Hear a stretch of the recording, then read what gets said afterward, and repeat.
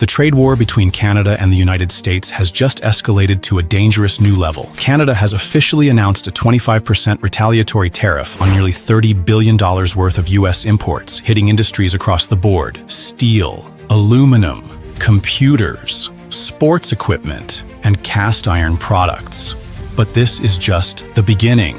In a bold move, Canada's finance minister made it clear, we will not stand by while the U.S. imposes unfair policies on our economy. Canada will fight back, dollar for dollar. The latest tariff package includes steel and aluminum, $15.6 billion, computers, sports equipment, cast iron products, $14.2 billion, total impacted U.S. imports, $29.8 billion at a 25% tariff. This is not the first time Canada has retaliated. On March 4th, in response to U.S. tariffs on Canadian steel and aluminum, Canada struck back with $30 billion in countermeasures. Now tensions are exploding. The U.S. and Canada have been top trading partners, with a two-way trade volume exceeding $725 billion per year. But today, that alliance is collapsing. Former U.S. Ambassador to Canada, James Blanchard, warned, U.S.-Canada relations are at their worst point in modern history. We were once strategic allies, but now, everything has changed. The White House is making things worse. Officials have referred to Canada as America's 51st state. The U.S. has accused Canada of decades of unfair trade practices. A top U.S. official even claimed this isn't about trade, but a war on drugs, saying that tons of illegal drugs are pouring into the U.S. from Canada. But wait, the facts say otherwise. According to U.S. Customs and Border Protection, CBP, less than 1% of seized illegal drugs actually originate from Canada. So, is the U.S. manufacturing a trade crisis to push its own agenda? Steel and aluminum. The U.S. imports $15 billion in steel and aluminum from Canada annually. These tariffs will drive up production costs, impacting industries like auto manufacturing, construction, and consumer goods. Automobile industry. 75% of auto parts produced in Canada are exported to the U.S. If supply chains break down, American car manufacturers will struggle. Agriculture and food exports. The U.S. exports billions in fruits, vegetables, and agricultural products to Canada. But with a 25% tariff, American farmers will lose market share. James Blanchard issues a stark warning. This crisis is artificial. The U.S. does not have a trade deficit with Canada. We actually have a trade surplus in manufacturing. Our deficit is in energy, a resource we desperately need. The truth. The U.S. holds a $12.5 billion trade surplus with Canada in manufacturing. But Washington's reckless trade war is now driving both economies into a downward spiral. New poll from CNN reveals 56% of Americans disapprove of how the administration is handling the economy. U.S. imports from Canada could see a 10 to 15% price increase within months. 150,000 U.S. jobs are at risk. If this trade war continues to escalate, inflation is about to get even worse. Prices on cars, electronics, and household goods will surge. American manufacturers will struggle to stay afloat. Working-class Americans will suffer the most. This is not just a political game. This will affect everyone. Washington is now considering additional tariffs on Canadian imports, a move that could be announced as early as April, but economists warn a more aggressive trade stance will backfire on the U.S. Canada will retaliate harder. The U.S. economy cannot afford a prolonged trade war. Will Washington continue down this path, or will they choose diplomacy? How far will Canada go in its next round of countermeasures? There will definitely be more surprises in the future. Don't take your eyes off the screen, because things are just getting started. Canada is facing one of its biggest trade crises in years. Donald Trump has announced new tariffs on Canadian goods, increasing pressure on Ottawa to back down. Meanwhile, Mark Carney, the newly elected leader of the Liberal Party, has declared that Canada will not retreat. This is not just an economic battle. It's a test of national sovereignty. Can Mark Carney stand firm against Trump, or will Canada be pulled into America's game? On March 3rd, Mark Carney officially became the leader of the Liberal Party. succeeding Justin Trudeau and positioning himself to become Canada's next Prime Minister. But Carney is not a career politician. He previously served as Governor of the Bank of Canada from 2008 to 2013, guiding the country through the global financial crisis. He later became Governor of the Bank of England from 2013 to 2020, making history as the first Canadian to lead a foreign central bank. And on his very first day in office, he found himself in a direct confrontation with Donald Trump, who was applying heavy economic pressure on Canada. Carney declared, "We are not looking for conflict, but Canada will not back down." On April 2nd, the Trump administration announced steep tariff increases on Canadian imports, citing the need to protect American economic interests. The new tariffs will directly impact key Canadian industries: steel and aluminum. The U.S. has imposed a 25% tariff on steel and 10% on aluminum from Canada. Lumber. Canada supplies 34% of the U.S.'s imported lumber, yet Trump has announced new tariffs on this sector. Automobiles. Canada's auto industry, valued at $85 billion, is also at risk if tariffs continue to escalate. Mark Carney refuses to give in. He has pledged to maintain retaliatory tariffs against the U.S., including higher tariffs on American agricultural products, such as dairy, eggs, and beef. Increased tariffs on U.S. technology, including smartphones and laptops imported from the U.S. "We do not want to fight, but we will not bow down," Carney stated firmly. The immediate impact. Prices of consumer goods have risen in both Canada and the U.S. Canadian exporters face billions of dollars in potential losses. Economic experts warn that if the trade war continues, Canada could lose up to 100,000 jobs in the manufacturing sector. But this is not just about economics, it's about national pride. In response to growing criticism, the Trump administration introduced a surprising justification. The tariffs, they claim, are not a trade war, but part of a fight against fentanyl, a highly dangerous synthetic drug. As a result, tariffs are supposedly intended to pressure Canada into tightening its drug enforcement policies. But what's the truth? According to the U.S. Customs and Border Protection, CBP, only 43 pounds of fentanyl were seized at the Canada-U.S. border last year. This accounts for less than 1% of all fentanyl intercepted in the U.S. An economic expert raised the question, if fentanyl is really the main reason, why aren't these tariffs targeting Mexico, where fentanyl smuggling into the U.S. is 100 times greater? Is this truly about fighting drugs or just another tactic to pressure Canada? The escalating confrontation between Mark Carney and Donald Trump has completely reshaped Canada's political landscape. Mark Carney has made it clear, this is a defining moment for Canada's future.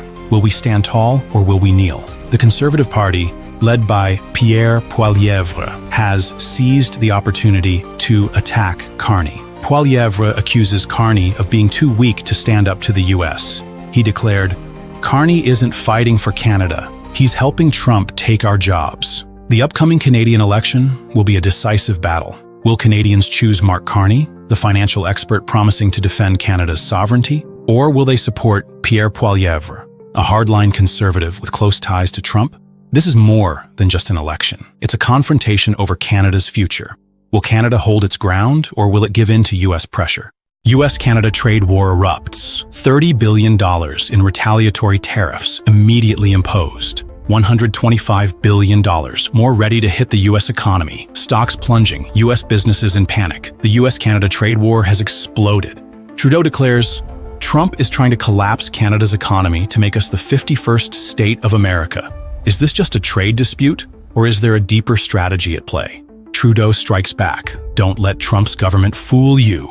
In a powerful speech directed at the American people, Trudeau not only condemned Trump's administration but also warned, your government is driving up prices and putting millions of American jobs at risk. We don't want this, but we have no choice but to defend ourselves. And this wasn't just tough talk. Just hours later, Canada hit back with a $30 billion tariff package targeting key American industries. But that's not all. If Trump refuses to back down, Canada is prepared to unleash an additional $125 billion in tariffs within 3 weeks. What forced Canada into this retaliatory stance against its powerful neighbor? Trump fires back. Think twice. Canada will pay a heavy price. Donald Trump wasted no time in responding. On social media, he wrote, "Tell Governor Trudeau that if they retaliate, the U.S. will immediately raise tariffs, maybe even double them." Calling Trudeau governor of Canada, was this a slip of the tongue, or was Trump hinting at something much bigger? But he didn't stop there. Trump announced plans to expand tariffs on key industries, including aluminum, steel, automobiles, and agriculture. The White House justified these actions by claiming that Canada has failed to control its borders, allowing dangerous substances to flood into the U.S. But is this really about border security? Or is this just a pretext for an economic power play? U.S. businesses and citizens in panic. While politicians wage war, the first to suffer are American workers and consumers. Within just 24 hours of Trump's announcement, the U.S. stock market plunged. Gas and grocery prices skyrocketed. Businesses faced uncertainty, with factories at risk of shutting down. A major U.S. retail CEO sounded the alarm. Prices will surge in the coming days. Millions of American households will bear the cost. And it's not just corporations. Several key states are now fighting back against Trump's trade war. Kentucky is furious as Canada slaps high tariffs on bourbon exports. Michigan is worried that thousands of auto jobs will vanish if Canada cuts off its supply chain. So why is Trump pushing forward despite the backlash? Will this war escalate even further? With the U.S. election approaching, could Trump be manufacturing conflict to rally voters?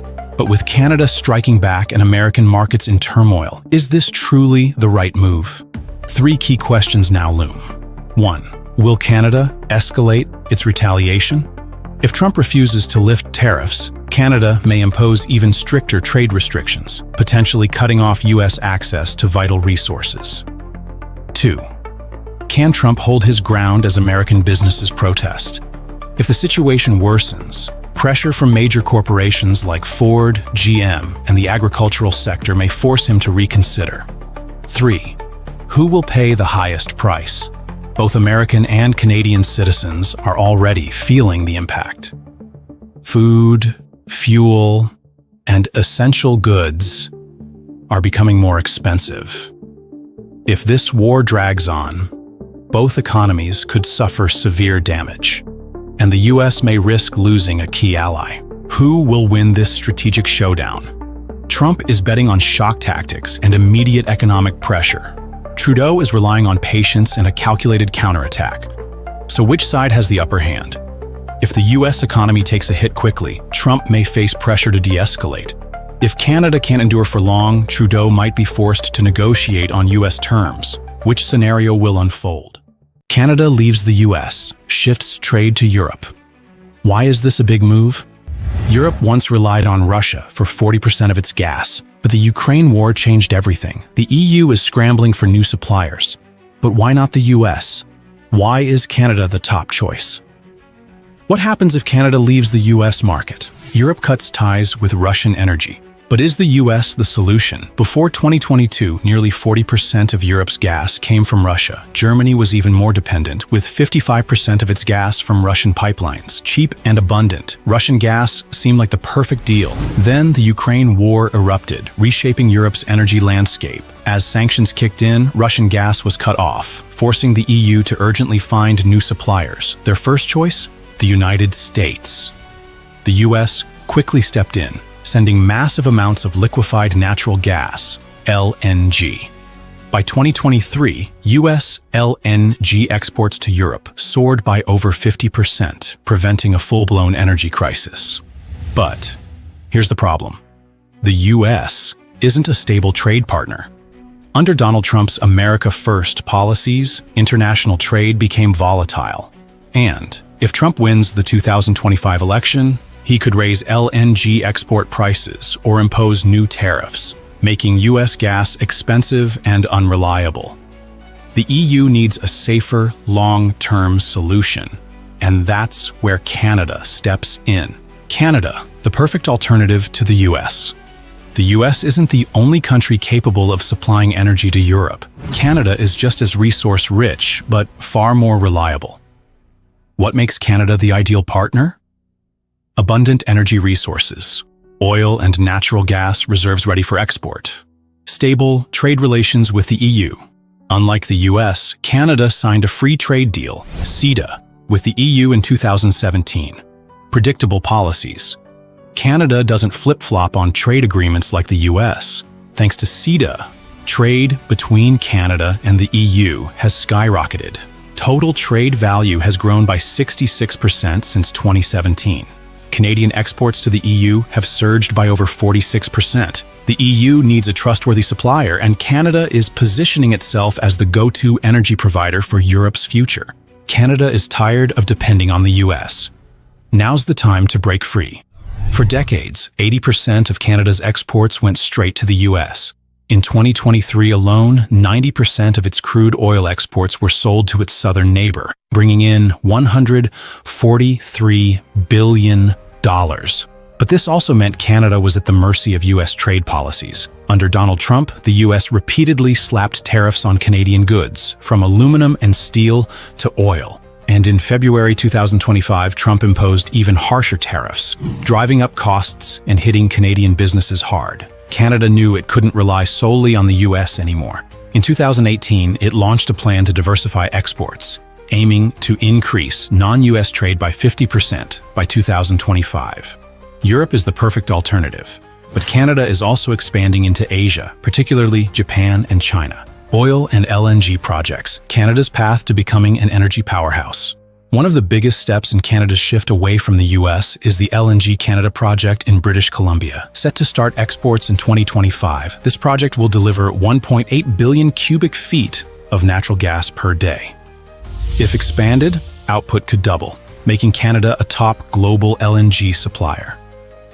Beyond LNG, the Trans Mountain Pipeline expansion will also triple crude oil exports, allowing Canada to redirect more shipments to Europe and Asia instead of the US. These projects solidify Canada's independence and establish it as a major player in the global energy market. For decades, Canada has sent over 98% of its oil exports to the United States. But that dependence is changing. With US trade barriers rising and Asia's energy demand projected to grow 35% by 2040, Canada is looking for new buyers. Pipelines are expanding. LNG for North America's energy dynamics.